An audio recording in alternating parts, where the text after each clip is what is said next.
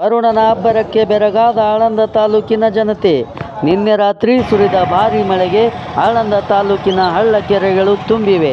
ಆಳಂದ ತಾಲೂಕಿನ ದರ್ಗಾ ಶಿರೂರ, ಇಕ್ಕಳಕಿ, ಜಮಗಾಜೆ, ಜಿಡಗ, ಶಕಾಪುರ, ಮೋಗ, ಖಾನಾಪುರ, ಕೊಡಲಂಗರ ಹಳ್ಳಗಳು ತುಂಬಿ ಸಂಚಾರಕ್ಕೆ ತುಂಬ ತೊಂದರೆಯಾಯಿತು ಮತ್ತು ಬೆಳೆಗಳು ನೆಲಕ್ಕುರುಳಿದವು. ಆಳಂದದ ಎ.ವಿ. ಪಾಟೀಲ್ ಮಹಾವಿದ್ಯಾಲಯ ರಸ್ತೆ ಮಧ್ಯೆಯಲ್ಲಿರುವ ಬ್ರಿಡ್ಜ್ ಮೇಲೆ ನೀರು ಹರಿಯುತ್ತಿರುವುದರಿಂದ ವಿದ್ಯಾರ್ಥಿಗಳು ವಾಪಸ್ ಮನೆಗೆ ತೆರಳಿದರು.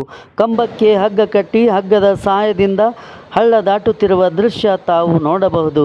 ಆಳಂದದ ದಬ್ದಬಿಯು ತುಂಬಿ ಹರಿಯುತ್ತಿರುವುದರಿಂದ ಹೊನ್ನಳ್ಳಿ, ಮುನೋಳ್ಳಿ, ತಡ್ಕಲ್, ಬೆಳಂಗಿ, ವಿ.ಕೆ. ಸಲ್ಗರ್ಗೆ ತೆರಳುವ ಸಾರ್ವಜನಿಕರಿಗೆ ತುಂಬ ತೊಂದರೆಯಾಯಿತು.